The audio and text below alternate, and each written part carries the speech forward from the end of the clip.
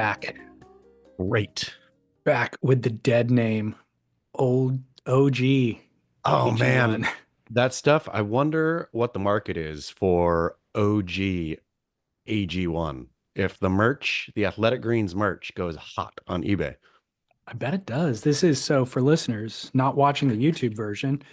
This is before it was AG1. It was not supposed to say the original name, but it was a different name and it had blue as the main color. The product is green and it's called AG1. The G stands for green, and yet they were using blue. Seems so odd now in retrospect. When you drink your ag1.com/surf, and you get the little red streaks sometime in there, what does that make you think? That is a great question because I don't see red anywhere in the powder. Yeah. Yeah, So, I've never even thought about it. but you see the red streaks every once in a while, right? Yes. So what initially I thought, like, am I bleeding out my mouth? And then I thought, no, Athletic Greens, I'm sorry, ag1.com/surf is such a phenomenal product that they have super berries hidden in there. They Mm. have like why, and it must be so pulverized that you just don't see it in the green. But when you add the water, it's there. So not only are you getting all kinds of greens, you're probably getting, all kinds of super berries too. It leaves a red streak occasionally. Yep. Just to let you know, hey, we're here too, guys. It's not just all about, leafy greens. It's also about the oxidant-rich super berries. The superpowers of the oxidant-rich super berries. Yep. Well, drinkag1.com/surf. It is fueling me today and every day, actually. So there you go. Chaz, welcome back to the show. It's March 7th, 2025. How you feeling?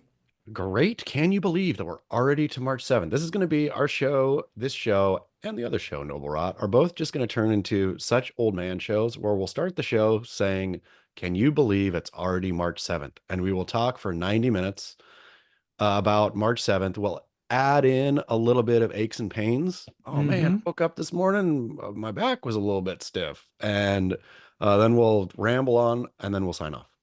And if one of us stands or makes a move in our chair, we'll grunt. Mm. Mm. I'm already wearing this cardigan That's a, sweater. So you're there we halfway go. there. Halfway there. Missing the elbow patches, but halfway there. Yeah. Well, welcome back to the show, Chaz. We've got lots of surf news this week because there's actual swell in the water, Can you not believe? only in Kira, as went viral, but also New Jersey yesterday was pumping. My goodness, I got some New Jersey footage from our dear friend Mike May, and it looked, I don't want to say it looked better than Kira, but it looked accessible. Like that Kira, watching that go, right? Have you ever surfed there? Mm. Surf Greenmount, but it wasn't good. Okay, so I paddled out one day at Snapper Rocks. Uh, and it wasn't a great day, but it was okay. There was surf. I got swept so quickly down to Greenmount. Like, how far is that away from Snapper to Greenmount? Like a good mile, right? Sure. Yeah, maybe more. My memory's fuzzy, Australian listeners. Help me along. But was swept so quick. The current that runs through there when there's waves is so like pulley. Uh, there's no way you could ever, and I think everybody knows this, there's no way you could even begin to even think to paddle out in those waves by yourself, Kira. You had to have a jet ski. Well, that leads us to our first story in surf news this week. The segment that gets increasingly shorter week after week. The ski is the highlight topic. And obviously, we've seen tons of skis at Kira, despite it being kind of poo-pooed and or reserved, let's say, for the, you know, three people basically. Yeah. Um, McFanning, Dingo Morrison, DHD gets a pass even though he dumped one once. Yeah. Joel Parkinson, of course, and maybe a couple others. But despite that, the thing has taken over the lineup. So um, FIRELIPE Torpedo on beachgrit wrote, quote, the ski thing is out of control. I think the Instagram heroes need to understand if it's a step off, no one, and I mean no one, cares about the wave that you got. Can't even say caught because you didn't catch it. Got. Stop posting step offs expecting praise. Step offs are lame, and that's all there is to it. They may be fun to watch, but they aren't fun, or they may be fun to do, but they aren't fun to watch. It's like masturbating. Keep it to yourself, jack off. End quote. Agree. I mean, I fully agree in terms of, see, here's the problem. Here's the problem, David Lee Scales, is there are necessary things, right? Like skis. I mean, again, I don't know. And dear Australian listener, correct me if I'm wrong, but I was watching those, cylinders just pumping through Kira and thinking there's no way you could actually paddle out into that, right? There's got to be too much water moving. That was based on my own experience. So you'd have to have a ski, is what I was thinking. Maybe I'm wrong, but all to say, skis back in the day were far and few between, as you noted. There was like, you had your 3 or 4 guys on a day like today out, or a day like has been happening out in the lineup. But as with all things, I used to see, however many years ago, 3 or 4 e-bikes running around the neighborhood. Then all of a sudden, everybody's like, that's a quicker, better way to get around. I'm going to e-bike too. And then you have like e-bike traffic jams all of a sudden because everybody's on e-bikes, right? Like nobody, everybody thinks me too. I want that too. Nobody thinks, well, I'm just going to be part of the problem then. Where I feel with the ski issue, people should take real stock and say, am I part of the problem? Likely I am. If I'm not an A grade surfer, uh, I'm likely part of the problem. You're 100%, you're totally the problem. I mean, in an ideal world, there would be no skis, and it would also mean there'd be very few surfers in the lineup. And I Yeah. think that's really the world I want to live in, which is you have to earn your way into this. And Mother Nature's created these barriers. And so if you cannot paddle or you're not athletic enough or you haven't earned your, you haven't done the hard yards to earn the athleticism to get you out into the lineup, you shouldn't be out there. And that means a lot of waves are going to go unridden, but it also means, you know, those who did earn it have access, priority access through earned access, whatever that is. Meritocracy is what it is. I mean, the idea, yeah, again, the idea that let's cut out hard bits, let's cut out pedaling a bicycle, and let's cut out paddling for waves. Not good for Uh, society. yeah, and then everybody thinks, oh, I want that too. I want to cut out the hard bits, right? Where, and to FIRELIPE Toledo's point, he's exactly right that it is masturbatory, and definitely don't post it, right? If you're doing that, if you're going for that sensation, if you are visiting the brothel, as it were, then fine, if that's what you're into, but you should be ashamed of it. Like, that's the other thing. Alongside of cutting out struggle, we've fully cut out shame as well. Like you should not you when I see fat dudes on e-bike in particular, like fat dudes who are young enough to be fit if they probably rode a bike, like not that far off, just kind of pudgy, just like meh, throttle cruising by. And they're always sitting like proud in the saddle or unaware in the saddle or usually proud. They think I'm on an e-bike. Cool. Yeah. And I'm thinking, no, you should feel nothing but shame. You should be looking at your pudgy belly and your jowly face, and you should be thinking, if I actually pedaled a bicycle, maybe this would go away. Same with like ski bros, like out there stepping off. Nope, you should be paddling. And so you should feel deep shame. So there's something wrong with your step off. Is there any way to put the genie back in the bottle?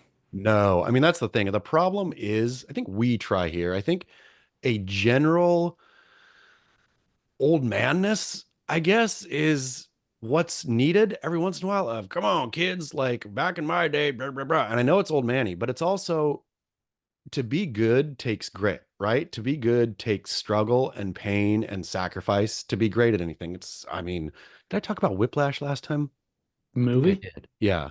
We did not talk about that. Okay. So, daughter's in ballet, right? Daughter's in hard ballet, hard, like exits the studio often in tears, like just completely broken by both teacher, by the, pursuit itself, hurting, all just everything.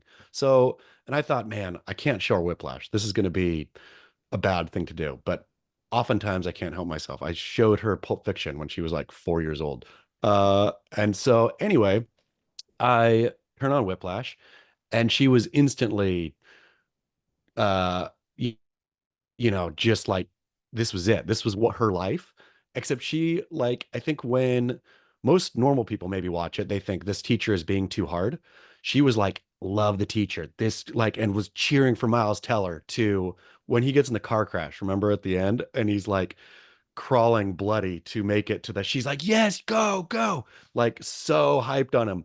Uh, and I couldn't remember how it ended. And so I told her, like, I don't know. She wants a happy ending. You know, she really was cheering for Miles Teller and understood the J.K. Simmons, the hard teacher.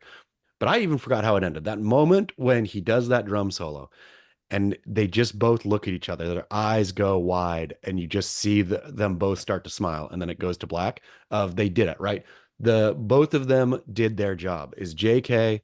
had to be that hard to get Miles Teller to be that good with ski, and this is a long way of going about. With all the ease we have in society, we're not creating greatness. We're creating softness, right? Like it is greatness does not come from e-biking and step offs. Greatness comes from really breaking yourself off.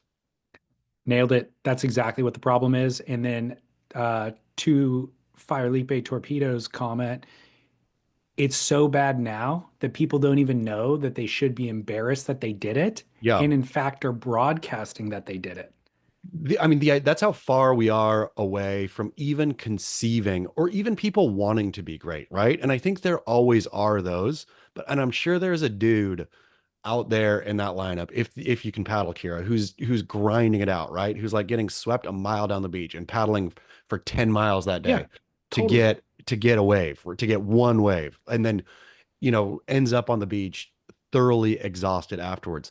That dude has more greatness in him than anybody doing 20 step offs and getting the barrels of their lives. The vast majority of the lineup is that dude, and they Yeah. may or may not get the wave, but the work put in absolutely will fortify them for conquering the next challenge on land. Yeah, exactly. I mean, they are taking, and that's what you realize. Like it's the incremental steps toward even trying to be great. Of you don't just wake up and with all the talent in the world and are great. Even with all the talent in the world, that whole Whiplash is just grind, grind, grind. And he needed all that grind, all of those bloody knuckles, all of that failure, and all of it in order to hit that solo. Like where when greatness knocks, did you e-bike your way there and you're too Right. fat to answer the door? Exactly. How good is that movie, by the way? I mean, watching it again, it is absolutely it's a masterpiece. I forgot that it was I think I was like, first time I watched it, I didn't have reference really. And so I was just, watching it and thinking, oh, wow, these are like dynamic performances, that J.K. Simmons gives a Yeah, dynamic performance. But yeah. my experience was such that I wasn't aware of that kind of archetype. Now I have one of those kinds of archetypes in my life and I realize all of it. Like, it takes that. It takes a insane teacher to drag greatness out of a student. There's no other way to do it. There's no nice way in. Like when he says the point in the movie where he says good job are the two worst words in the English language, or two most dangerous words in the English language. It's like, man, nail on the head right there. Really, I saw it in theaters, and I remember even the first viewing of it, I was like wrapped and thought it was Yeah. phenomenal. It was a phenomenal year, if I remember correctly, because I also saw Birdman in Oh the yeah. theater, which I was like Yeah. blew my mind. And I was like, I don't know That, what's better. Those are both incredible films. Michael Keaton and Birdman was a revelation. Totally. Um, Total side note, but Miles Teller played the drums for us at my sister-in-law's wedding. Oh, what? Yeah, How epic is that? I'll send you a video. That's Um, amazing. Yeah, he was fantastic. Yeah. So this is again name droppy and side note, but Lauren's younger sister went to college with a girl named Kelly, who then met Miles Teller and then married Miles Teller and is currently married to Miles Teller.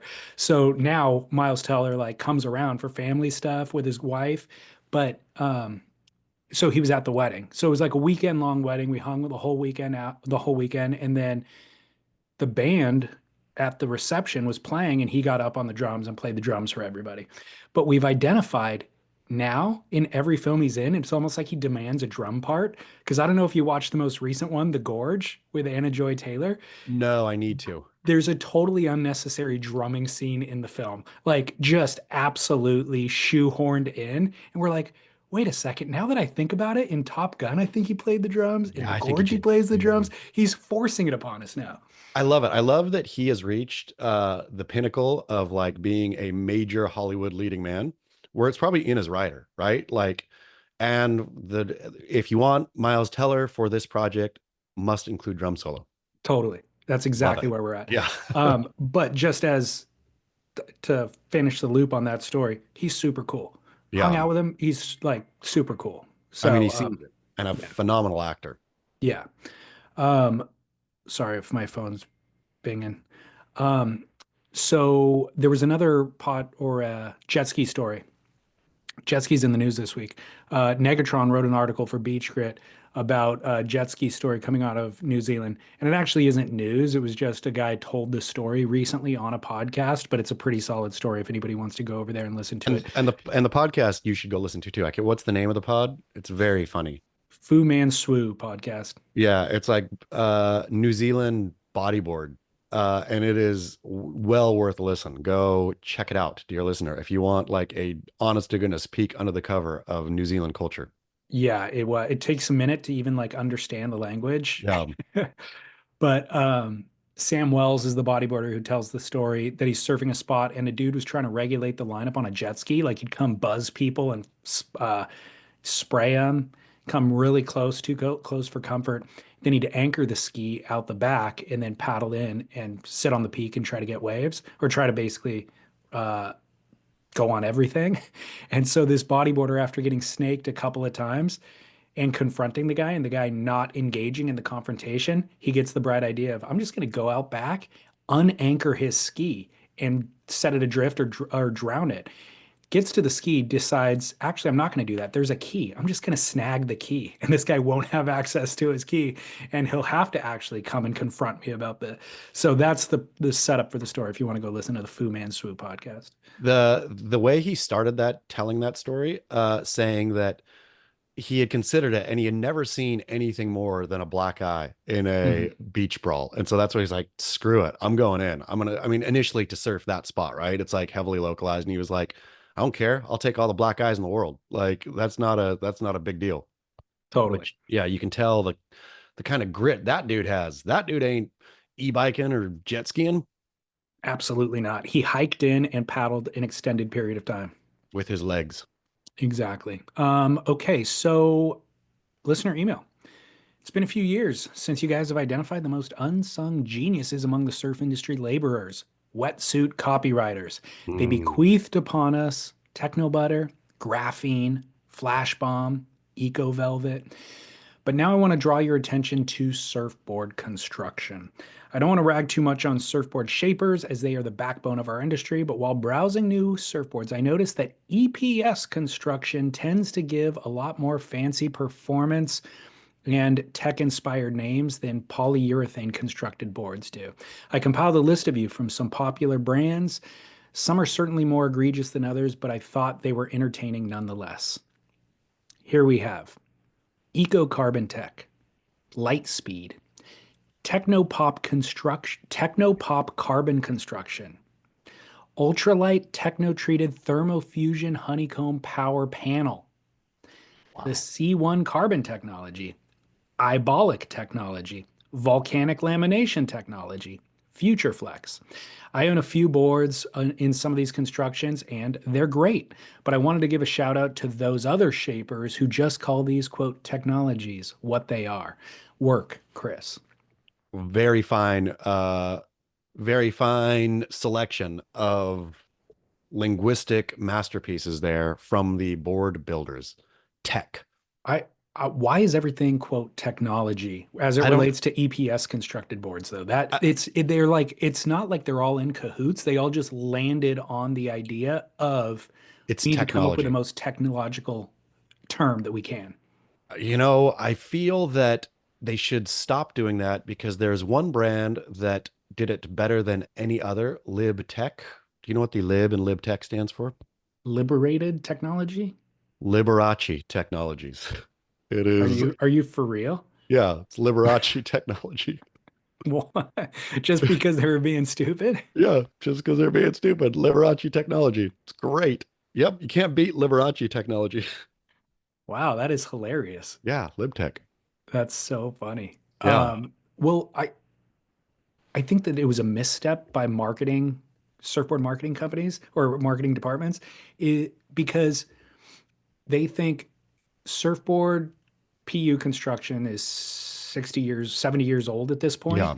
So that is traditional. So if we're going to offer a new technology, what's the opposite of traditional? Technology is the Yeah. opposite of traditional. So let's lean hard into tech. But the reality is, the reason why we all like, I mean, we like the traditional thing. We don't want something that feels that much different. I think that we would all agree that maybe we want a cleaner option or a more sustainable option or something like that, but we want it to feel like we like and Like that we're PU. used to. Exactly. So leaning hard into the opposite with the marketing is actually probably not doing them any favors. They should be leaning into this feels exactly the same as what you're used to. It's just more, whatever, user friendly, sustainable, whatever it happens to be. I wonder how many surfers out there have ridden one of these new technologies and then thought, "Ooh, never again." Like I've been there, right? Of like kind of early on some epoxy thing or something. I can't remember what it was, but some new thing, and my board weighed as light as a feather, and I couldn't catch any waves on it. And I was like, "Never again," right? Like Yeah. I'm not dabbling in weird foams. I just want what works for me. Yeah.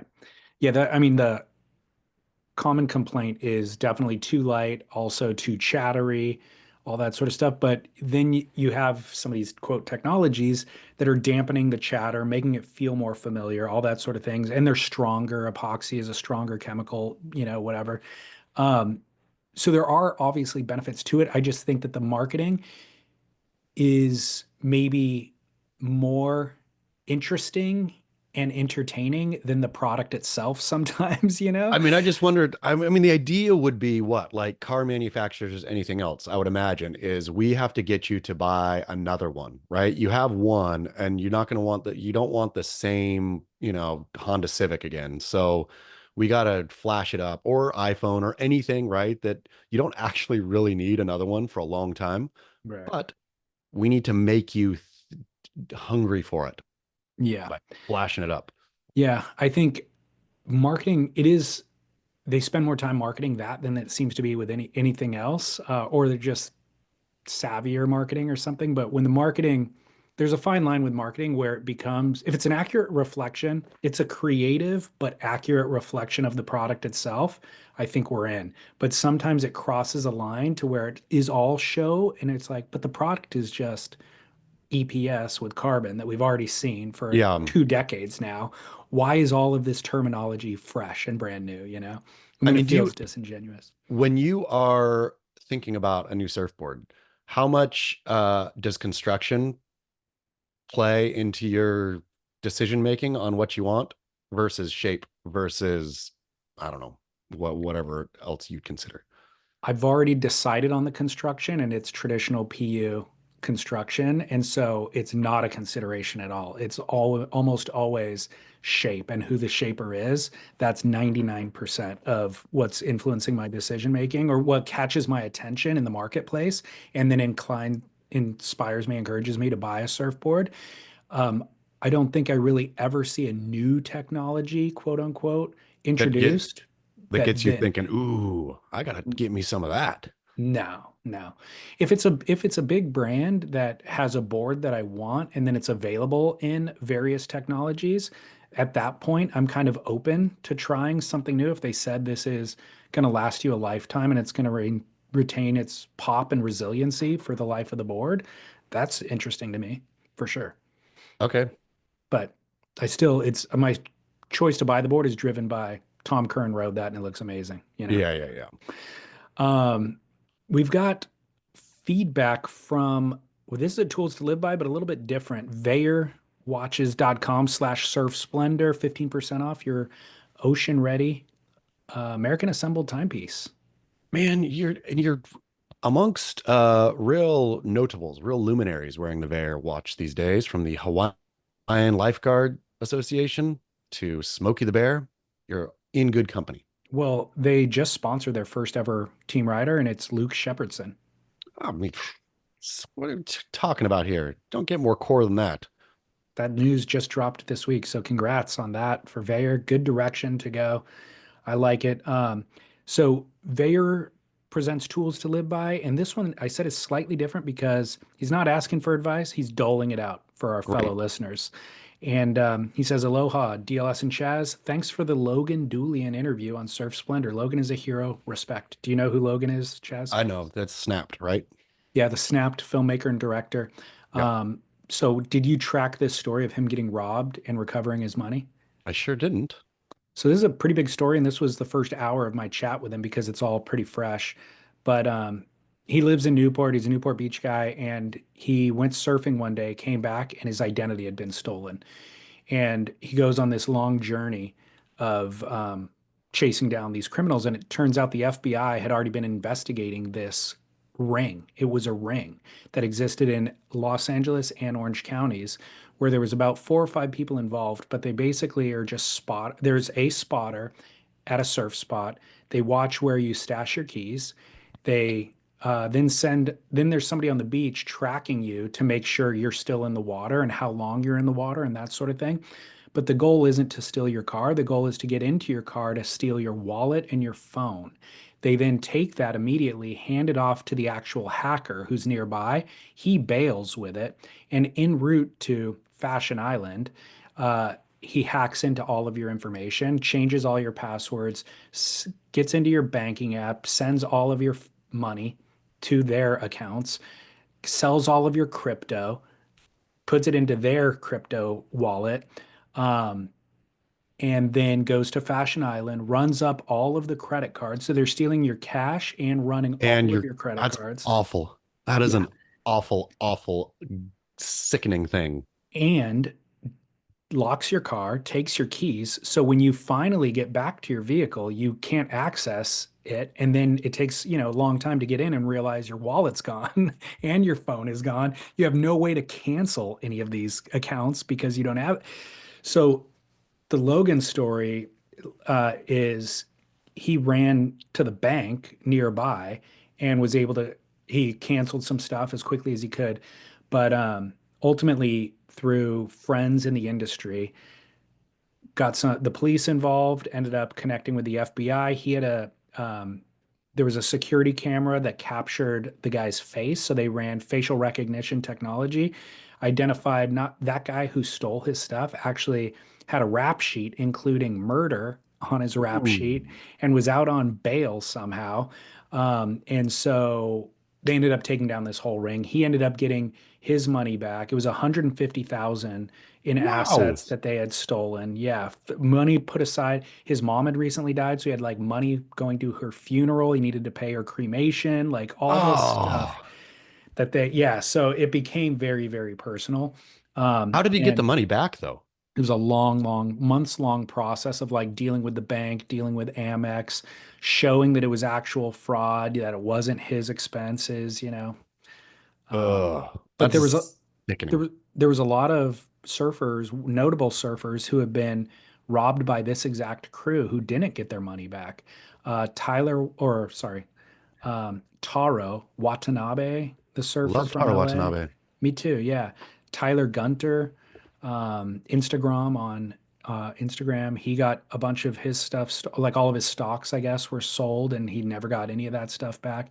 The vast majority of people never got anything back.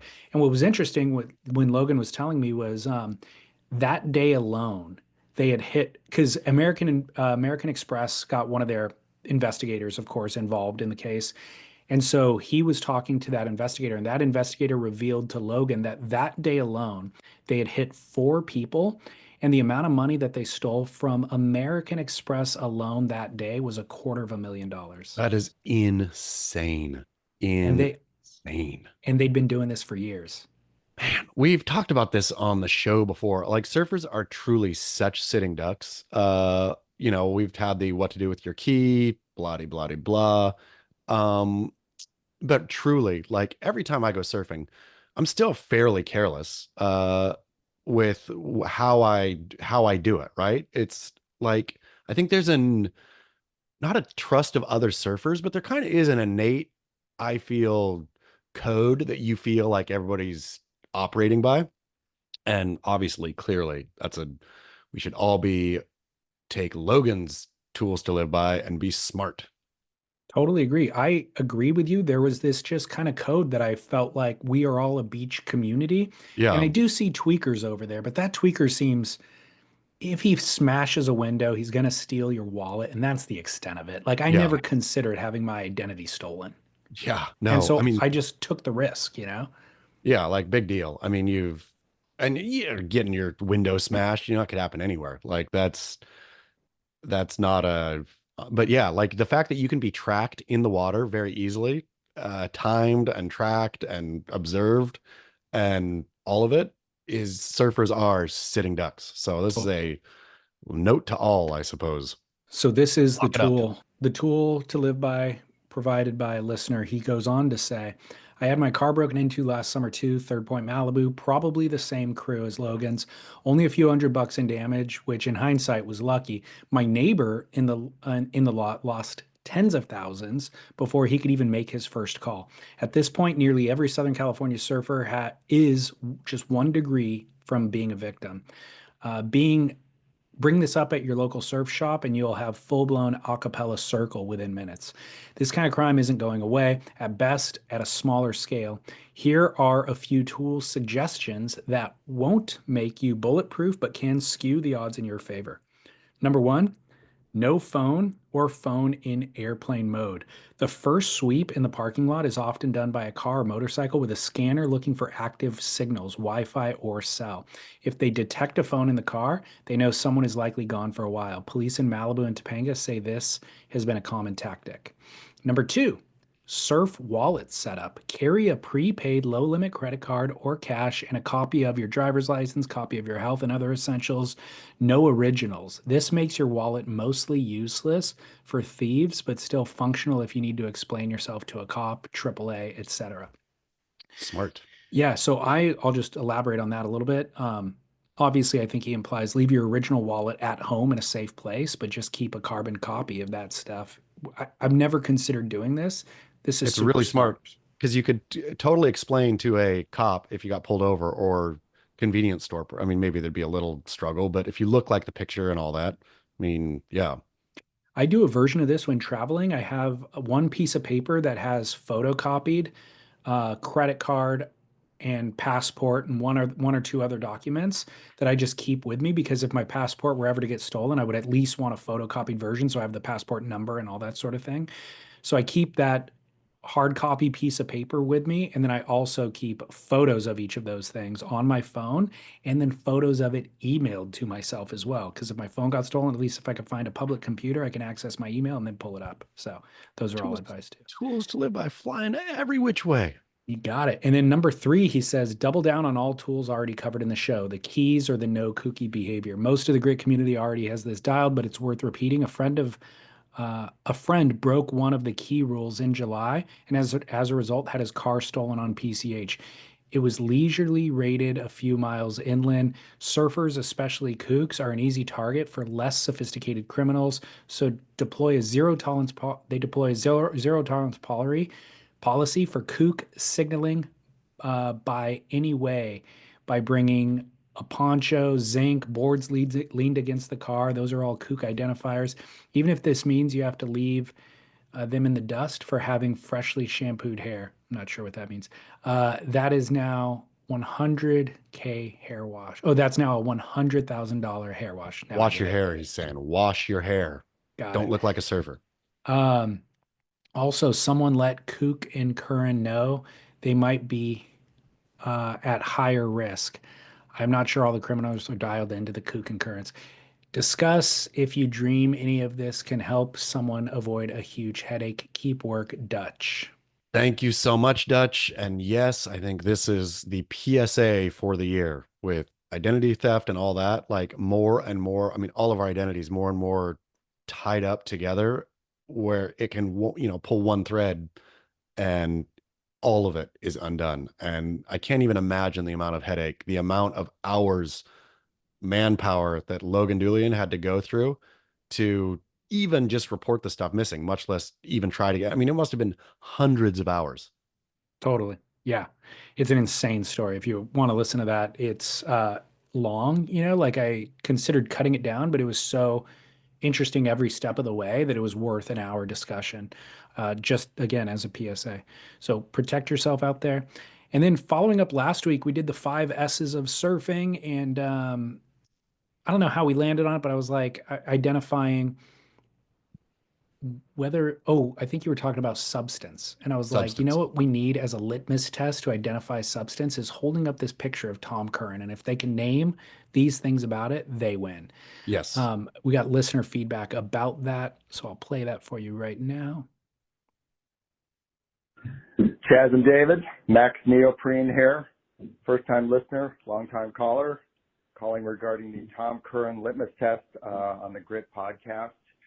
Man, that regarding the Tom Curran photo, that was some high fidelity John Cusack, Jack Black level testing, knowledge testing combined with a little soup Nazi from Seinfeld. I've been surfing almost 50 years, and I could probably only tell you that that's Tom Curran in the photo. No idea about the photographer, the board. Location, I'd probably go North Shore, but who knows. And I'd probably say Jeff Devine, since Jeff Devine is awesome. Anyway, instead of understanding that photo, I would simply prefer that new surfers prove their bona fides by understanding that if you miss a set wave, you don't go for the next one. To me, that's the most high-level service that you guys can provide in terms of helping people understand what's what in the water. Anyway, keep up work. Miss a set wave, don't paddle for the next one. I mean, absolutely brilliant. But I would even extend that: miss a wave, got to let another one go by. Like if you are giving it an effort and you blow it and you blow somebody else from getting it because you were all in and messed up, then you just, somebody should burn you and you should take your burn. And this would be a good PSA to the listener. If this happens to you, either way, if let's say you're paddling next to somebody looking over and they blow it, don't get in and you don't get in, then you burn them next time. And if they get mad, you could say, hey, no, that was your punishment for missing that way. And then you can explain it to them. Yeah. I obviously what Max Neoprene stated is correct. I just haven't experienced this in the lineup, I don't think, in a very long time, certainly not frequently. But if there's a point break situation and there is a pecking or there is a order of people in line and somebody misses the set wave, I don't remember a time where they sit in that same position and then try to paddle for the next one thinking that they're in the right. Because I will definitely either paddle battle them to let them know, like, hey, there's no verbal conversation. It's just, I'm going to inch them out. I'm going to paddle battle them. I'm going to let them know I'm going next. And then ultimately they give way because they recognized that. I don't know that I've been in the situation where somebody's that clueless that they just think they're next. I think this happens more at spread out reef breaks where it's not necessarily, there are peaks, but the peak shifts a little bit, or a kind of a peaky beach break, right? Where then this person can be in position again and go for it again, right? It's not like they paddled for it and then paddled back up the point to their spot. It's like they just paddle back out and then, but everybody's kind of there together. And then the wave, they happen to be in position for the next wave. But that's when the lesson needs to be taught. Yeah, and I'm not questioning. I'm sure Max is stating this because it has become a thing, and there are so many the COVID surfers in the lineup that don't know etiquette that I absolutely can imagine that this does happen. But it's shocking to me that that just wouldn't be innate knowledge that somebody would have. I mean, again, I think it's like peaky beachies or peaky non points where this happened. I see it all the time and people, there's no idea of any kind of order. Like I think people are out there and there's no rules. I mean, I think people know basic rules, like especially, the COVID air learner or whatever, like knows, okay, I'm maybe not supposed to take off if somebody's up and riding. They know like a little bit like that, but no more than that. Like they think, oh, if the waves are coming to me, everyone is at least mine to try for. Right. Yeah, that mentality I've absolutely seen. It's been wild to see the footage from Kira too, just where it's actually like a really great but also consequential, like doubling up, double overhead, and there's freaking 10 people in a row dropping in on one another. There's zero disregard I mean, or zero regard. it is wild to me. The amount of stuffing that happens there always does too, right? Is just Yeah. like, man, just can't you let I mean, I wonder how much frustration it just probably builds on itself, right? Like every one of those dudes had probably just gotten dropped in on as well. Yeah. And so now they're like, nope, now it's my turn. I'm taking this wave. The Kira has become like the public restroom at the airport. Yeah. It's just lawless. It's like any rules that you would have. This relates to last week's show and it comes up again later in Barrel or Nah. But any rules that used to govern or govern how you treat your bathroom at home, let's say, with your Out loved the window. ones, just so out the window, just I would completely lawless. I would say there's still some form of small law at airport bathrooms. Where there's no law is park bathrooms. Oh my gosh. A park bathroom is just, I mean, I don't even It's know the word. I mean, obviously everyone should avoid at almost all costs, but there's a time, especially if you have kids, where you gotta go for it. And donning that door is just terror. It really is. There is no door on the park Yeah, bathroom, by yeah. the way, or the stalls. I mean, speaking of Newport Beach, there's a couple of mornings where I'm like checking the waves and you're like morning Uh-oh. constitution bubbles up and Yes. you're like, oh man, but there are these restrooms right here. They're close. I can get to it real quickly. It's 6 a.m. Hopefully nobody else will come in. And then you go in there and you look and it's just cinder block stall walls, Yep. pony walls. They're not even full walls and no door on them. And it's a metal toilet without a seat. And you're just like, all right, I got to go in there and hover and get this done quick because somebody could just walk in. And 9 times out of 10, that metal toilet is already filled. Oh yeah, guaranteed. And there's a needle in there for some reason. It's just, I mean, it is. Yeah, that is Chaos. wild. Yeah, Yeah. the Oof. worst. Yeah. I have PTSD just thinking about it.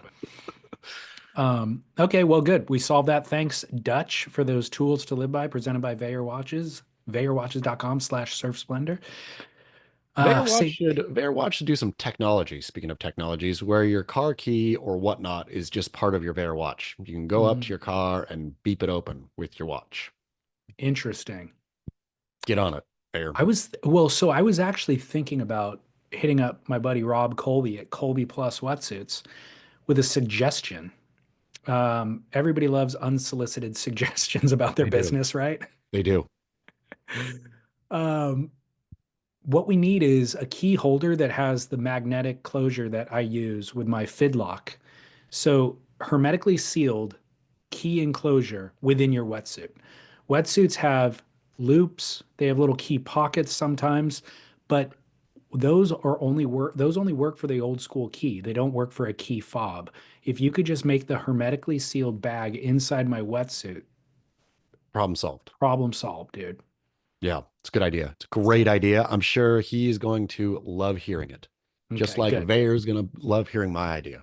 Get on Yeah, it, we're fellas. full of great ideas. We're O- businessmen. Okay. Don't say gay feedback. Yes. Hey, David and Chaz, this is Liz from Portugal. I hope you guys are well. It's been bothering me all week, so I had to weigh in on the Eskimo sisters commentary. I must take umbrage with your comment, David, that an Eskimo cis situation would end up in a fight. It was an offhand and joking comment at the end of the chat, so maybe you don't remember saying it, but it stuck with me! Exclamation point. So I can assure you that this is not always true. In fact, sometimes women who've, quote, dated or shagged the same guy end up being good friends or even trading stories and laughing about the guy afterwards, especially if he was a jerk. For example, when I was in my 20s, I lived amid a vibrant local music scene in Phoenix, Arizona, and the group of friends I was with were extremely, shall I say, liberal with spreading the love. Basically, everyone dated everyone, whether for a week, a month, a year, or even just a night. And there were rarely any hard feelings over it, neither between the men nor the women. But one situation in particular springs to mind about this Eskimo sis thing. I actually, I'm actually best friends with an Eskimo sister.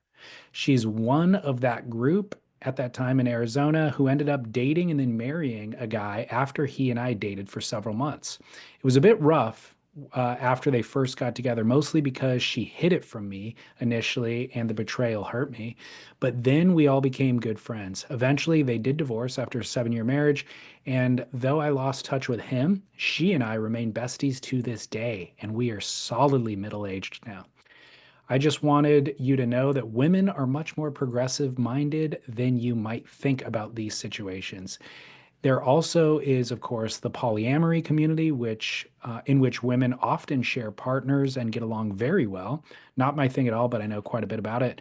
And finally, living in Europe, I know many people who are even more freewheeling than all of these scenarios above, but that's another story for another time. Thanks for the fun and thought-provoking content, guys. Always, as always, keep work. All the best, Liz. Thank you so much, Liz. Well corrected. I thought I was going to get the beat down for saying when you said there's already a name for women, and yours was enemies, and mine that maybe hopefully nobody heard was something else. I cut it out. Oh, good. I actually deleted your word from the broadcast. I hope you Thank don't you. mind. Thank you so much. Like I was said it totally offhandedly, obviously, as a joke. And then I realized that's not going to sound like a joke. That's going to, yeah. So I honestly was thinking about it during the week and I was like, man, well, what are you going to do? Mistakes are made often on this show. You and I are synced up. Yeah. Like, Thank you. so there's very few times where I would make a decision like that without checking, or there's very few times historically that I've ever made a decision like that without checking with you first. It would be a quick text I could easily check, but I just knew even without sending that text, I was like, there's no downside to me deleting this one word from the broadcast. And additionally, I was setting up a joke and your words stepped on the joke a little bit. So the joke will hit a little bit harder if I delete this word and it'll get you out of hot water. Let's go ahead and delete it. Man, it was a good call. Thank you for your service. You're welcome. Now, bad news is I did not send that note to our video editor, so it probably still exists on YouTube, which has a much smaller reach and audience. So maybe this is the way that the YouTube audience grows. They can go find the Easter egg. that one little bit moment. I agree with Liz. Like, look, I am aware at this point that women are more progressively minded than I was raised to believe, but I still, in our weekly banter, sometimes rely on old tropes or just old ways of thinking. Um, and it's wrong. I understand. I acknowledge it was wrong. I mean, totally. And I feel the same way. And that's the best part, or one of the many great parts about this show, is the correction that happens. It always comes in so nice. I mean, rarely do people, or maybe you get more like emails that you don't pass on of just like raging, you idiot fools, you old sexist dinosaurs, et cetera, et cetera, et cetera. But people give their admonishments in such kind ways that instantly makes you think, oh, you know, of course, I was wrong, which allows, I feel, the whole us certainly, but the whole community to get slightly better every day. Yeah, if somebody takes the time to email, they're usually thoughtful with the email and kind. Yeah. Where you will see the a little bit more crass or just them making fun of us or whatever is on Instagram or YouTube. So one of our video editors creates these YouTube or not YouTube, Instagram little shorts based on at the end of every episode to advertise the episode. And those are pretty salacious, I think, are designed. He probably designs them to be a little bit more salacious. And it If it bleeds, it leads. strips out all the context of the conversation that allowed us to say that one thing without it being offensive on air. Then it puts it on the internet and it's like, oh, now people are just going to jump on and think that we're idiots, basically, which is okay too. I'm okay with Yeah, that. great. Real Um, quick, speaking of idiots, I gotta go. Give me a 5 minute go for it. French time. All right. How'd it go? French is on, I think. Okay, She good. claims she was sitting there waiting for her French lesson. So we'll see. All right. Um, well, I had another thought on Liz's email, and that is uh, advice, I guess, advice that I would give as I've gotten older. One thing I've recognized is exactly what she said. Women are more liberally minded than I ever was led to believe as a youth. And that information has been empowering for me to understand. And so that is my advice to any maybe younger males navigating the dating scene or whatever it happens to be in your 20s or just trying to connect with the opposite sex. It's like, keep in mind, they know more than you do. They're grosser than you are. I always thought that dudes were gross. Women are way grosser, you Oh know? yeah. Liz is They're gonna they're email again now.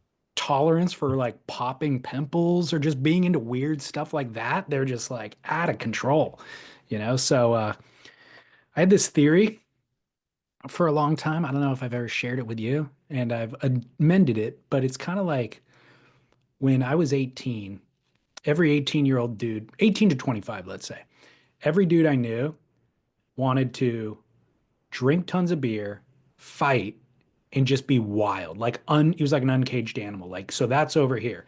And every 18-year-old woman, 18 to 25-year-old woman I knew was like, the dude that she's dating, she's like, settle down. Let's just stay in tonight. Can we cook? I'll do the laundry. Like, let's relax. Let's not go out to the bar until 4 a.m. Chill, bro. But then we start operating on we start going like this on the access because now I'm in my 40s and I'm like, hey, honey, let's just sit on the couch all the time and not go anywhere. And my wife's like, are you kidding me? You're antisocial. Let's go out and socialize.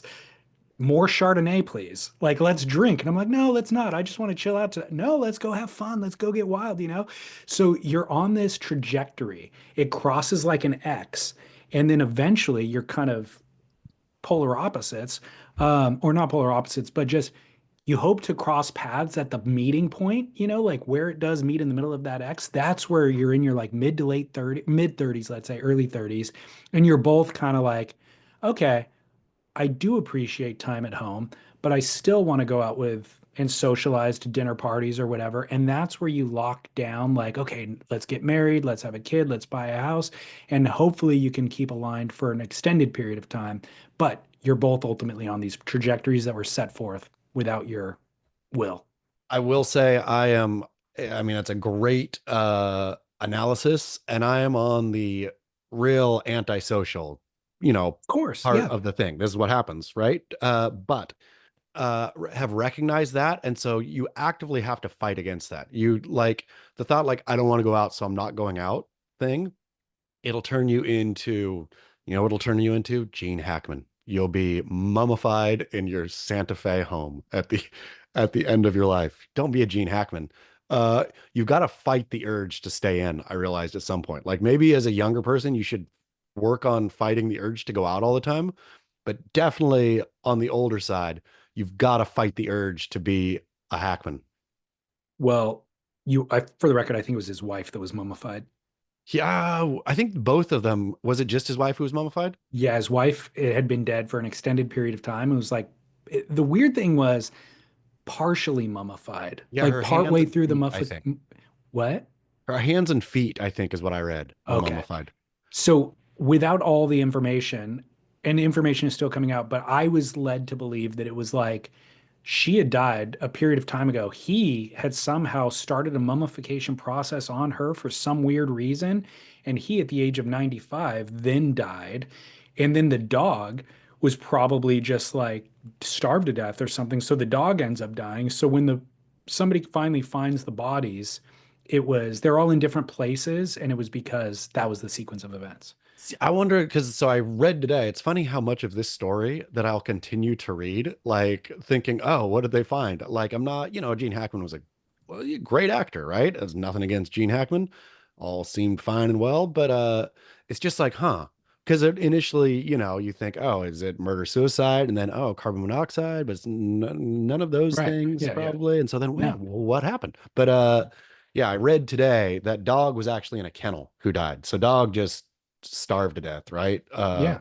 Dog was in a kennel for that time. But yes, so who went first? I wonder. Was it him or her? Like his pacemaker hadn't been working for at least 9 days before they found him. So he could have had a major heart attack downstairs. I mean, what are the odds that people have catastrophic deaths in different rooms of their house within the same time? Well, no, that partial mummification indicates that hers was not catastrophic and it was long time ago. But they say that that can happen. I read that that can happen quick if it's a hot room and she was in like the space heater had fallen down beside her. So No, but I think they would have used the do you word think Gene they Hackman was like busily mummifying his dead wife? This is your theory. they would have used the term decomposition. If there was no mummification process indicating some embalming liquid or some No, wrapping of something, mummification can happen naturally depending on heat. So they people can mummify if it so that's mummification is the exact, I think it's the I'm no mortician, but I think it's a different process. Decomposition is the normal process, but mummification happens in super dry, hot environments. Things can naturally mummify. And I think that's what they were claiming her deal was. I But I like you think thinking the of Gene Hackman as like an ancient Egyptian up I just there. think that choice of word I have never heard in the news before to refer to, even if it is what you're talking about, if that's might be the correct technical term, I've still never heard it used in reporting something like this. So it led me to believe that it was different than what we've ever seen before. That Gene Hackman was up there practicing some dark arts. Like, I've heard reports about people who have died in a warm or dry environment before. They've never used the term mummification. I think they And do. I think well, they found the mummified corpse in bed. more will be revealed. Sure will be. So, but your theory is Jean. I'm just curious, did Jean die and then she's like so bereft that she went upstairs and took a bunch of pills, but then she would have gotten to bed or something, right? That's what they're saying. The fact that she had like crashed on her floor, odd. And can mummification, as you've stated it, happen in 9 days? I mean, that's what it was the beginning. I think that's why it was hands and feet. It wasn't like she was mummified. Her hands and feet, her Okay. extremities were beginning the mummification process. It's a very strange story, but the strangest part about it was when it first happened, they explicitly stated there is no foul play. Yeah. I'm like, this sounds entirely like foul play. How did this happen? I mean, at least how did you figure out how to rule it out right away? Like, Exactly. I think the assumption was, oh, carbon monoxide poisoning, right? And then it took like days for them to say, oh, wait, no, there was no carbon monoxide. And then they also said more recently, oh, and now we are opening the idea to foul play. Speaking of PSAs and foul play, uh, do you have carbon monoxide monitors in your home? Yes. That is a freaky one. Like the fact that there is Oh, a yeah. gas that Yeah. is completely odorless and entirely deadly, and that it's not, I mean, it's probably rare, but that, every so often you'll read the story of the tourists or the housemates or the da da da da, all of them dead. Like all of them dead because carbon monoxide. Scary. Or just the lazy person who didn't change the batteries. Like the Yeah. batteries are beeping and they're just like, oh, next time I go to Target, I'll get the batteries. And then a year goes by and they never replace the batteries. Gone. Yeah, scary. Well, coming off of Liz's feedback from last week, I have a new submission for Don't Say Gay for this week. Great. Master bedroom. I'm a realtor, and it's become common practice to use the term primary bedroom or suite instead of master bedroom. I don't know anyone who is ever offended by the word master, but in this biz, you steer clear of anything that might deter even 1 ounce of interest from a property you're trying to sell. So it really seems to be a case of overcorrection from a hypersensitive group, realtors, who aren't related to a victim group or offended group in any way, but are so concerned about the threat of their income or the threat of losing their income, that they are running from their own shadow. Or maybe it is racist. You tell me. Yeah. I mean, so here's the thing. I was thinking about, as you were saying, this coming from realtors. Realtors' only interest is to sell, right? Yep. So if the market, this seems like it is pure market linguistics. If the market was like everybody, hey, we don't like it, but people are super into plantation cosplay in their when they're buying houses. And so we got to call the outside shed the slave quarters, and we got to call the master bedroom the master bedroom. I think in market linguistics, they would do that. If that's what was going to sell houses, got the slave quarters, got the master bedroom, right? Uh, but the fact that this isn't, or they're worried that this won't sell houses. This is not like a DEI decision that the Realtors of America came up together, at their annual meeting and said, we got a little bit of a problem. The master bedroom, that didn't happen. So No. I'm saying there must be something there. There must be a little fire with the smoke. So If the market is saying such. yeah. So interestingly, I did a little bit of research. I just Googled it, and AI said the term master bedroom originated in the 1920s as a way to describe the largest bedroom in the home. It was often used to refer to the bedroom at the head of the house. Obviously, the term has been criticized for its racist, sexist, and hierarchical origins. First appeared in 1926 in a Sears catalog, and the term was used to describe the largest bedroom of a Dutch colonial home. The term became more common in American homes after World War II. So all of this is way after slavery. Sure. So there Yeah. was Not nothing I could related. find. There was nothing I could find. And even sources said it wasn't about slavery. It's been recently criticized for that, but it's a misunderstanding. So, and then I was going to argue, even if it was used during slave times, it wasn't the origin of the word master. Master also applied to a ton of other things. It just was also applied in this context.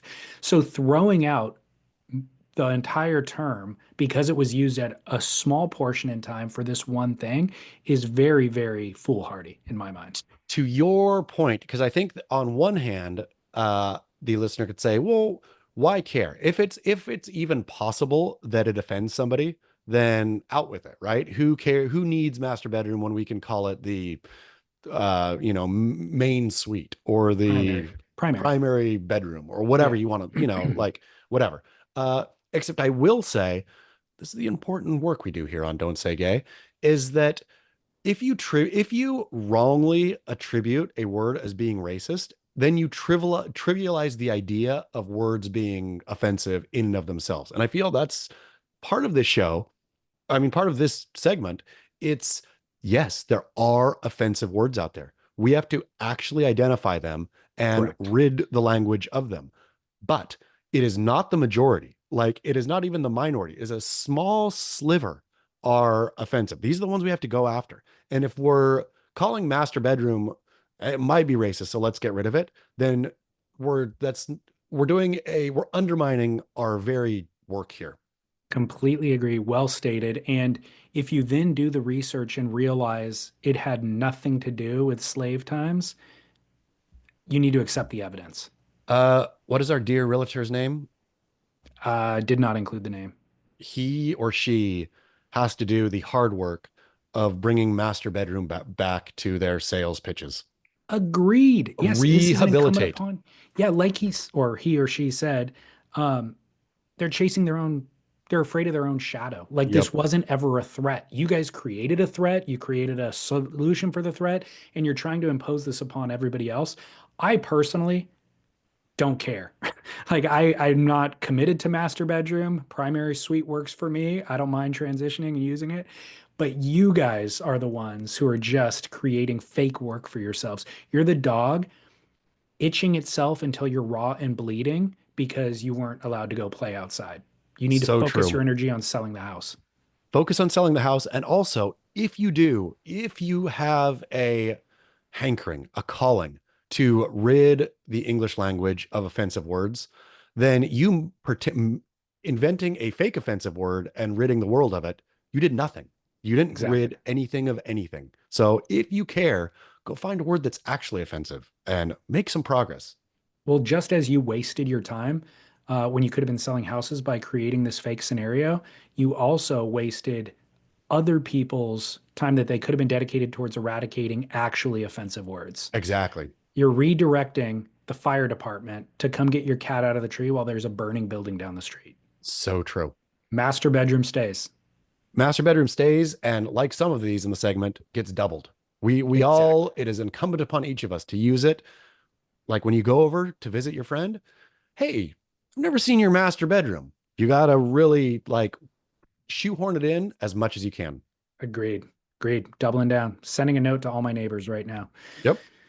All right. Well, hey, I'm exhausted from this level of work, but let's take a break. We'll come back refreshed to close out the show. FanDuel.com/surf. When the games tip off, the NBA action is just beginning on FanDuel, America's #1 sports book. Because FanDuel is your home for NBA live betting and the official sports betting partner of the NBA. So even if you miss the first few minutes of the game or you want to bet on a fourth quarter comeback, you can make your picks from the first whistle until the final buzzer. Plus, you can even combine your bets into a same game parlay for a shot at a bigger payout.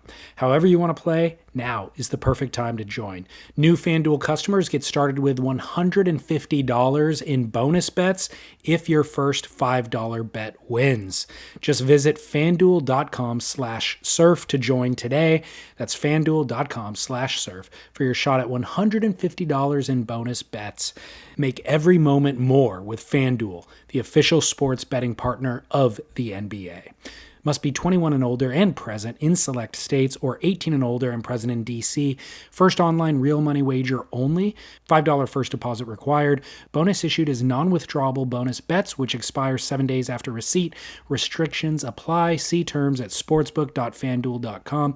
Gambling problem? Call 1-800-GAMBLER or visit fanduel.com/RG. Call 1-888-789-7777 in Connecticut or visit mdgamblinghelp.org in Maryland. Hope is here. Visit gamblinghelplinema.org or call 800-327-5050 for 24/7 support in Massachusetts, or call 1-877-8-HOPE-NY or text HOPE-NY in New York. All right, Chaz, welcome back. Sunny day. At least I have my drinkag1.com/surf to power me through the second segment of the show. Great. I took mine right before, just reaching altitude. I could tell. Yeah. I could tell. Kicks in around the 45-minute mark. Yep. Can Feel usually energized. notice. You're ready to go. Exactly. Okay. Barrel or nah? Breakfast in bed. This is a great one. It is a great one. How do we still have great ones after so many years of doing all many this? years, man? Okay, so I'm gonna say this is a split peak. On the women's side, it is barreling a gaping stand-up barrel. On the men's side, nope. If you're a man eating breakfast in bed, you are a little princess. You are daddy's little girl. You are not doing the right thing. But why is it barrel for the woman?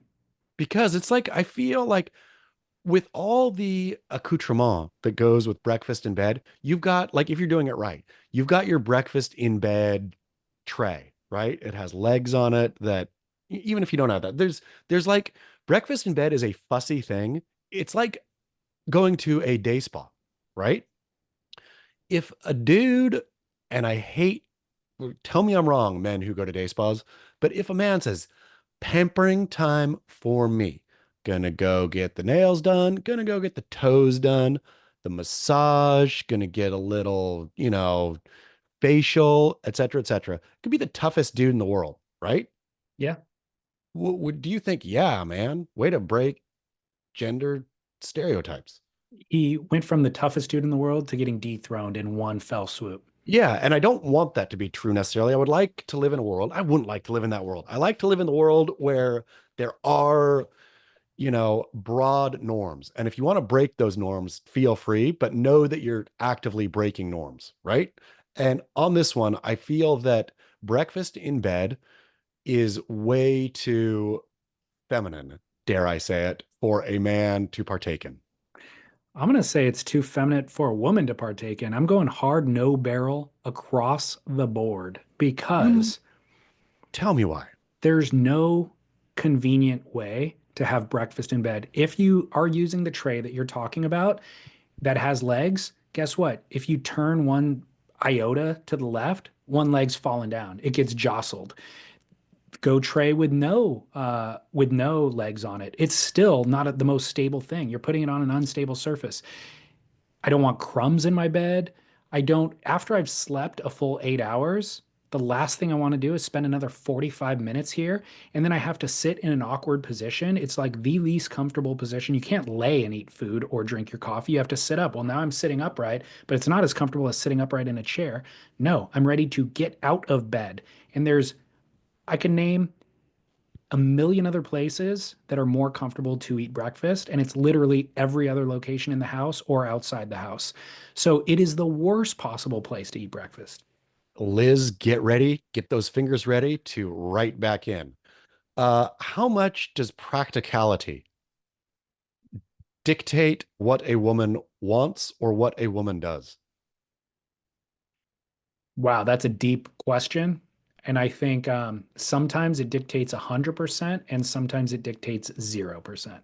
And I would argue that the breakfast in bed is where it's 0%. It's the idea, it's luxurious, right?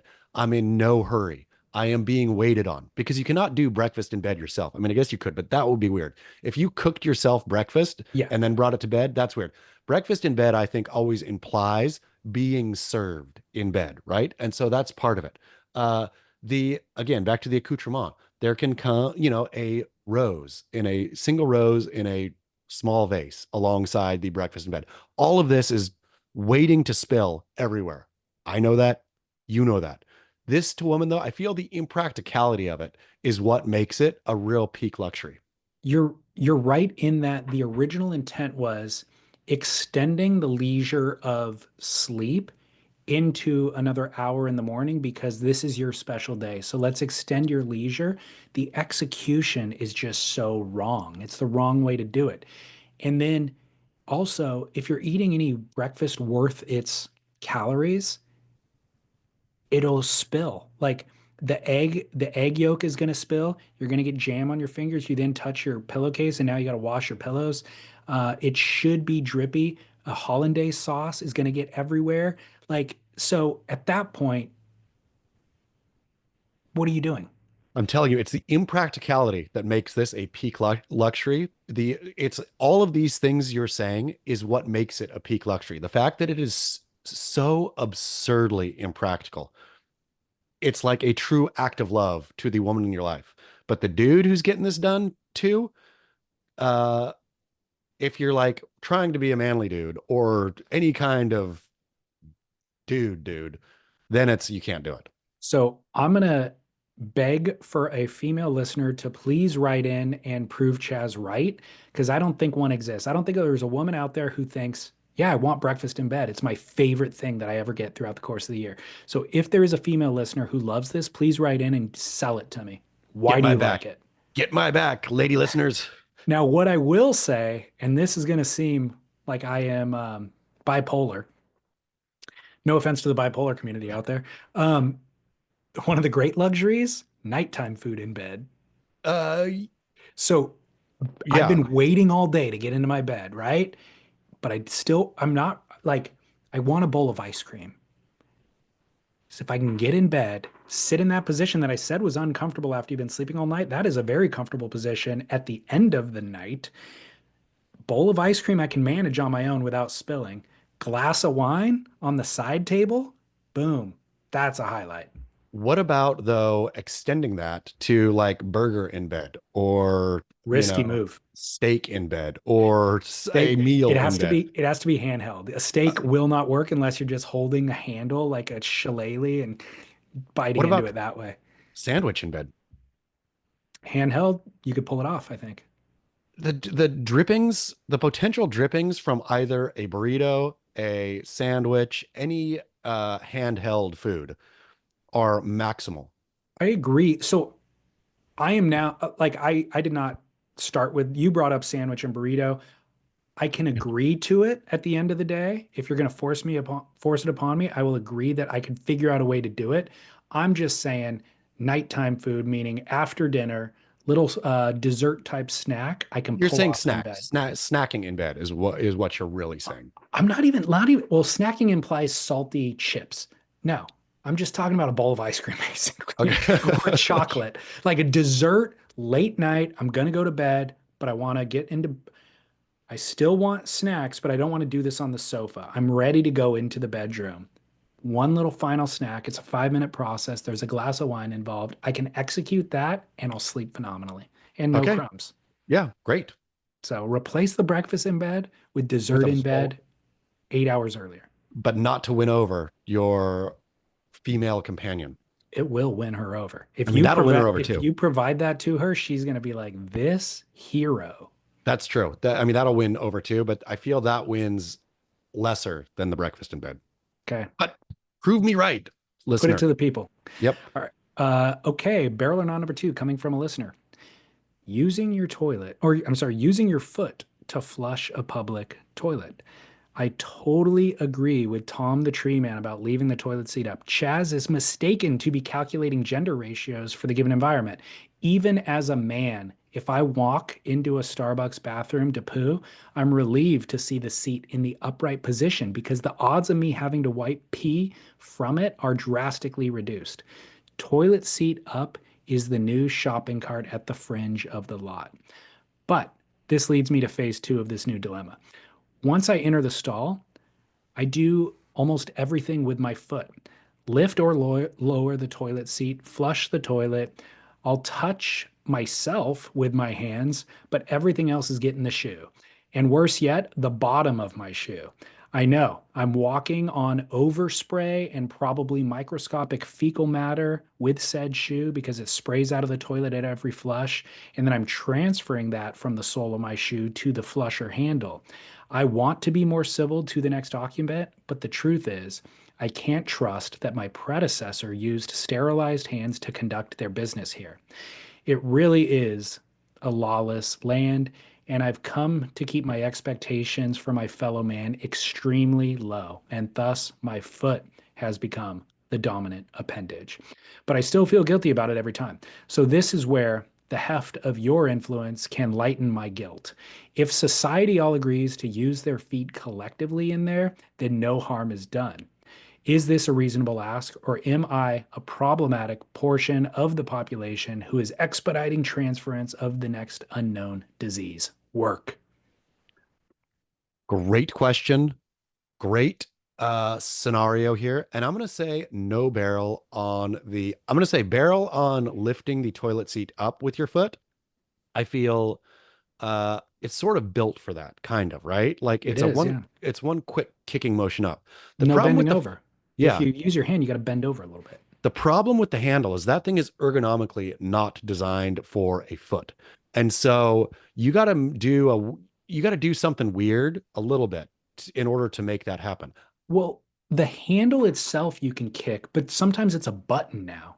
Yeah, button or if it's just the little, yeah, I mean you can kick the handle, of course, or if it's a button, right? All of it. But I'm gonna say for the flushing itself, we've talked about it in the show a lot, and I don't want to be graphic and I don't want to be gross, but a little inoculation against Mm. germs will allow you to survive the apocalypse. It's not like you're not going to wash your hands after. I will say use your foot if there's no sink at all in the bathroom, right? If you're in a park bathroom where it's pure chaos, then kick that toilet as hard as you want just to make it flush. But if you're anywhere civil, Starbucks bathroom, then use your hand and wash your hands afterwards. Trust the process. So I got to go a different direction here. I think we need to blanket statement to everybody, just use your foot for everything in the bathroom, no hands at all. Because we even need pedals now. I would prefer pedals why don't they make on pedals? on the faucet for your hands. That would be Yeah. way better. Why don't they do pedals for the flush? That's where we need to, that's why it's our job now to shout this from the mountaintops because we need pedals for everything in there.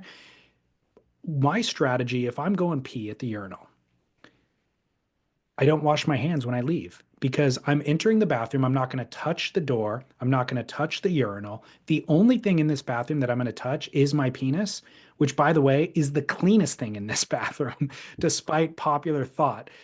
My penis is super clean. All that it does is get showered and goes into underwear, basically, and it's super clean. So in this scenario, yes, I touched myself, but I'm not going to touch anything else, which means I'm not going to put my penis germs on anything in here for you to touch later, but I'm also not going to infect myself with any of your germs because the reality is there is splashback from the toilet. So even in the scenario where other people aren't using their hands, there's splashback. If you then use your foot to kick, or you're going to do your scenario where you're going to use your hands to flush, well, now your hands touch the handle to get out of the stall. Now your hands touch the sink faucet and are transferring germs there. Sure, you're going to wash your hands afterwards, but the germs that you put on the faucet are still there. So it's all bad. I'm going to say I would totally be okay if everything in public bathrooms went to feets. I would also say that the human species will die 10,000 years earlier from disease that we were no longer able to fight off because we made ourselves too sterile. It's possible.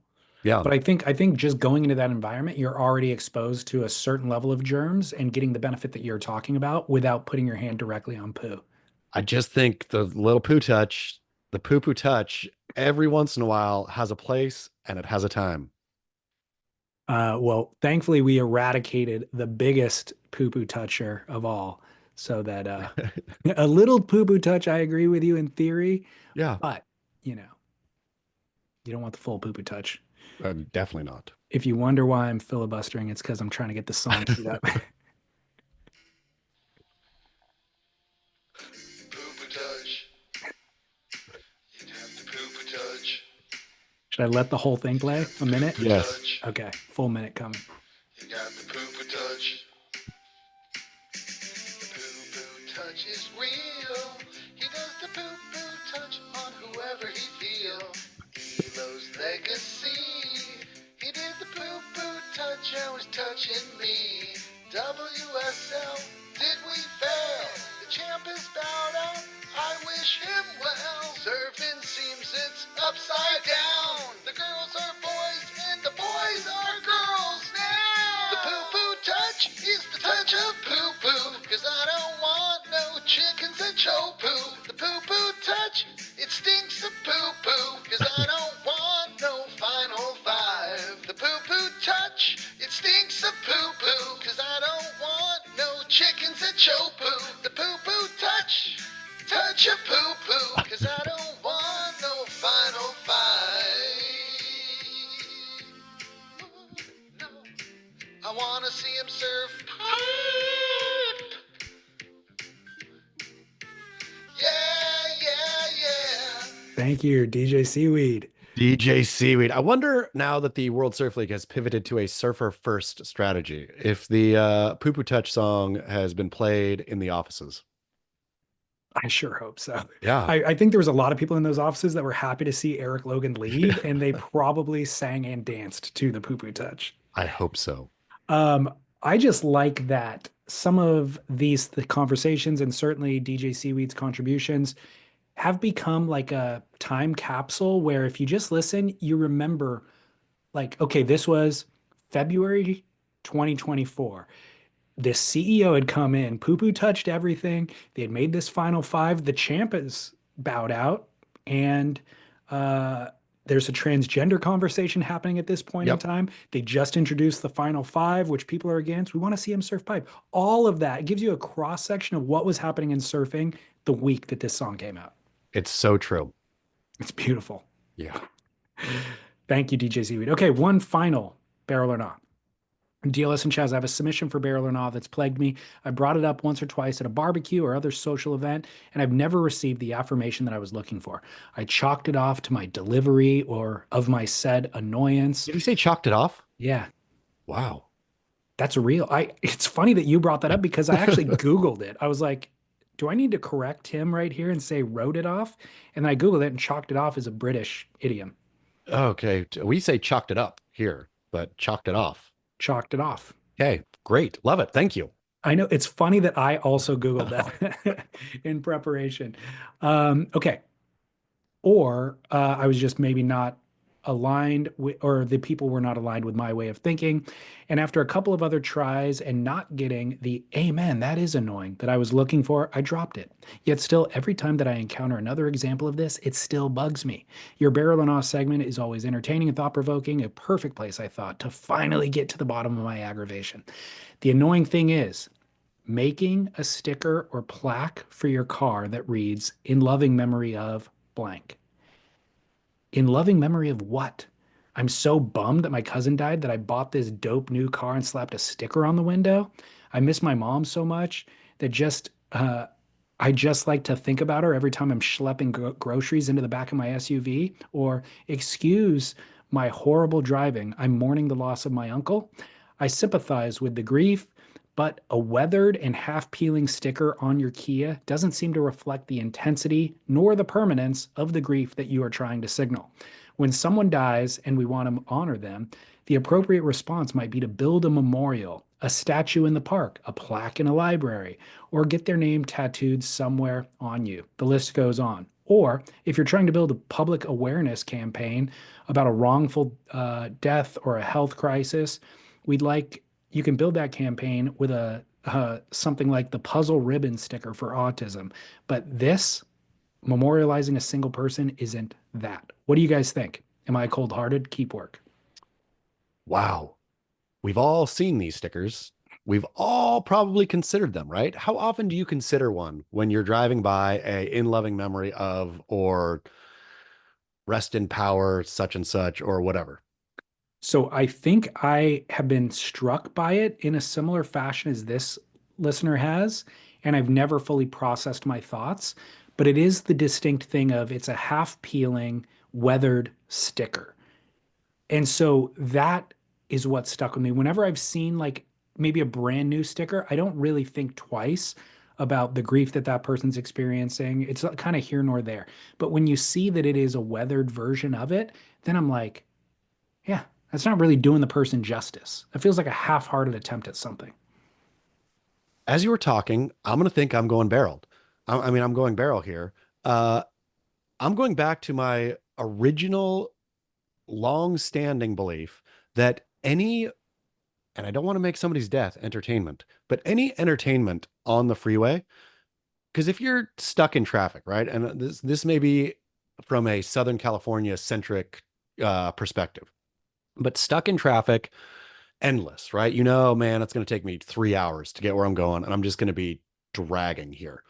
Uh, could be listening to something, but well, I'm already burned out on everything. You know, I'm just going to sit and stare out the window. When I see the in loving memory of such and such, 9 times out of 10, or maybe even 10 out of 10, they have the dates of, so you figure out how old they are. And then I will like start to ponder, I wonder how this person died. And it gives you again, it's at the, definitely not, I don't think, the intended purpose of the sticker, but I'm sitting there wondering what killed this person. Every time I was like, if they're old, I don't care, right? If they're old, but rarely do you see them when they're old. And so I'm thinking, did You're this right. person, is this suicide? Is this it was gun violence? Is this, I'm always going on drugs. I'm always landing accident? on, Is it drugs? I mean, I'm all always this. landing on that. Yeah. Yeah, but I mean, it's a momentary curiosity that I don't know, cheers up the drive slightly. See, I'm going to argue it makes the drive more depressing because you're right. These aren't for old people. It's always somebody who's like less than 40 years old. And the worst Like, case scenario is it's like a 3-year-old or a 5-year-old, at which I point I'm depressed. I think the real wheelhouse is like usually it's like 18 to 24, I think is most often where they land. Also depressing. So I do the exact same thing as you where I do the math, come up with the 18-year-old, and I'm like, drug violence or like probably maybe they were a poor driver, Yeah. car crash scenario, or it was a fentanyl mishap, like it's all sad to me. No matter what the case is, it's sad to me. And so I think it negates your original point. But what if they're heroes in so they died saving a baby from a burning building?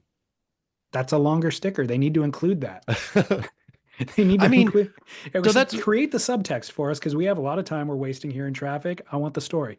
That's what I'm gonna say. So that's what I'm gonna say. I'm gonna say not only barrel, I want more. I want how they died, uh, and some details. Yeah. So It's you funny were, how when you read, I mean, this is ending on a morbid note, I suppose, but when you read about a celebrity death, sudden celebrity death, and then you realize it's suicide, and then you click on to read about it, how much are you looking for how they killed themselves? very much so. Yeah, like is your curiosity like, I mean, so for example, and again, this is not minimizing any of this at all. I'm just saying morbid curiosity. Uh David Hasselhoff's wife just died from suicide. Uh and for whatever reason, because usually it's you either can't find it or it won't say. David Hasselhoff's ex-wife, it was just blaring in the headline, self-inflicted gunshot wound to the head. Like really specific, every story I read about it, very specific self-inflicted gunshot wound to the head. And I was Wow. like, yeah, no suicide note.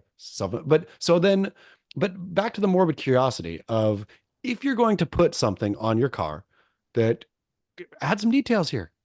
Yeah. Tell me what went down. Um, I did not know that's how she did it. I didn't read any of the headlines apparently, but it's uncommon for women to kill themselves with a gun. Yeah. I mean, It's a male thing. but rarely, even with Yeah. men, will you read about it in that every story I read Yeah. about it was specified. So I don't know why with her, they made that like a real point to say. But yeah, but So man, morbid curiosity. so you know what I'm realizing is talking about being sad whether they're young or not. I have 100 points of caring, and they're exactly inversely related to the age. So if you are one and you die, I 100 points care, like Yeah. intensely care. That is the saddest thing I've ever heard. If you're 50 years old when you die, I care 50. It's like, oh, that is sad. They were 50. They still have a long life to live. If you're 100 and you die, I have zero cares. I'm like, oh, So, they lived a good life. so Gene Hackman, you had 3 cares. Or was he 95? You had I think five he was cares. I think he was 95. I have five cares. I was like, lived a great life, was rich, not too much to be concerned about. The circumstances make me care a number five. Now, interestingly, if you go over 100 into 101, I'm You start actually caring happy. again. I'm happy Oh. you died. It goes from no cares to feeling happy you died, But where what I'm like, that's incredible. They made it to 101. They're among the very few people in the world. I am clapping. Like that is a okay. celebration. Okay, I totally agree with you. This is a perfect scale, I think. There's no problem with this. The only place where I will uh veer away is 105. Yeah, I'm happy they died. 110. When they start pushing the record, I start getting back involved. And then, so if they die like I don't even know what the record is, but let's say it's 120 and they die at 119, or if they die like right before a major milestone, right? Then all of a sudden my care will land in the 25%. It's gone from 0 to happy up to 25%. That's pretty solid. That's a pretty good run toward the end of life. You do start rooting for him at that point. Yeah. I remember reading the Old Testament of the Bible one time, and there was like a God mandate that nobody will live past the age of, I want to say it was 116. Okay. Where's this? What book is this in? I don't know. I mean, research it, but it was a thing. I remember reading because I cemented it in my brain. I was like, okay, so if the Bible is true, let's play this out. Over the course of my life, I'm going to keep tabs and On see how if many people go over 116? yeah, somebody's going to hit 120 and I'm going to be like the Bible lied to me, right? But if I'm correct, even though I can't remember the actual age that the Bible said now, but I think it is still standing. I think that the Okay. Bible record is still standing and technology is pushing people longer. So I'm like, oh, did the Bible not account for, The whatever? Bible not Anti account for blood boys. exactly. Yeah, for Brian Johnson or whatever that guy's name is. Man, Kingdom. I've been seeing pictures of him. I had never seen him before. I had heard tale, but I had never seen until you talked about it. Now I've seen him. He's a creepy looking guy. To like not aging naturally is a creepy look. He doesn't look 18. He thinks he looks 18. He looks like a weird wax figure. I know. With like translucent milk skin. Yeah, very bizarre. Very bizarre. Okay, well, final barrel or not, I'm going no barrel on it, but I do like the idea of if you're going to put a memorial, write a full Fill it out. paragraph. Fill It it needs out. to be the full obituary. Yeah. And again, don't half-heartedly commit to this sticker that's going to peel off. Commit to covering the entire back of your window with the full obit. I want a Yeah. photo too. Exactly. Exactly. Exactly. I want one of those, when they do like the like laser engraved tombstone, if you're at the Yeah, cemetery and you can walk around and they have like the laser engraved picture of yeah. whoever person. Man, love those things. Well, you need to laser engrave your back window because Yeah. that is an act of permanence. You have to commit to this in the way that you would with a tattoo or something else. I want a QR code on there too. So I can, I while I'm driving, I can pull up my phone, scan it, and get the full story, maybe even the memorial video that you played at the funeral. I want all of it. 100% agree. But I'm still going to be sad at the end of it, which means no barrel. If they're young. Okay. All right. Well, I think we did some great work here today. I don't know how much of it was surf related. Solid work, I feel. Okay, great. I feel good about it. Okay, well, Chaz, we're going to kick off Patreon, I think, next week. So people could look forward to that. And you and I can allocate the time towards the bonus episode. Excited to do it. More to come on that. And then I will see you on Noble Rot on Monday. Great. Have a great weekend. All right. Keep working. Thank you.